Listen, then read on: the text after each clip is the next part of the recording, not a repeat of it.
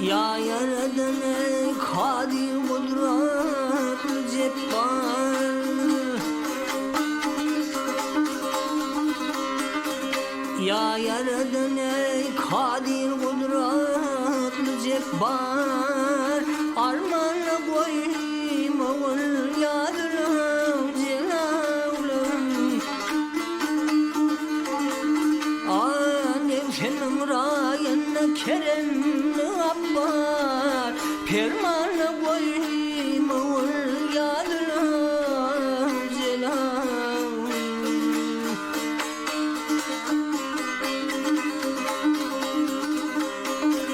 Tenim dertli kalmam, gönlü gallaç, kömrümlü kıymet koyma adı yalamaç. Zalime duş etme namar,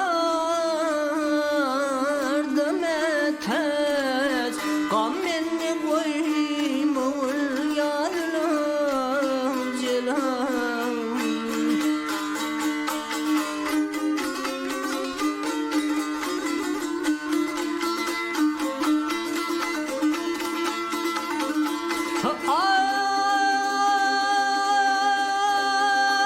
Saklavaydan gamdan ey mehnetten, ah yarey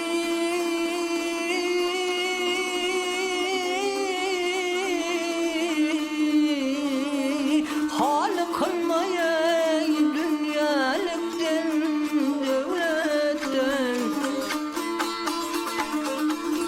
Namud etmeyem şefaattan rahmetten, dermanla koyma ol yadırım celalım.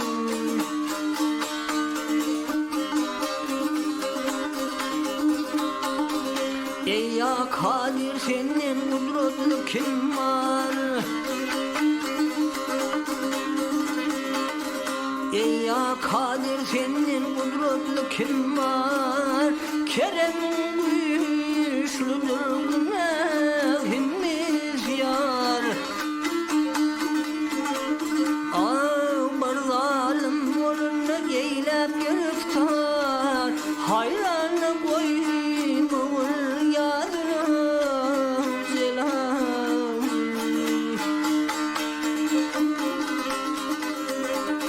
Mavtım şerhim oldu sanında, hayra döner ey arman koyma zanımda.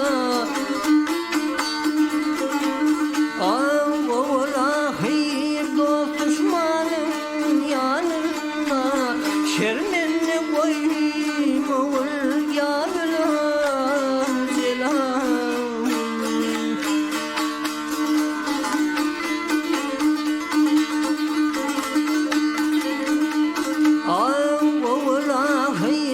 Ola hayır dost düşmanın yanında, şer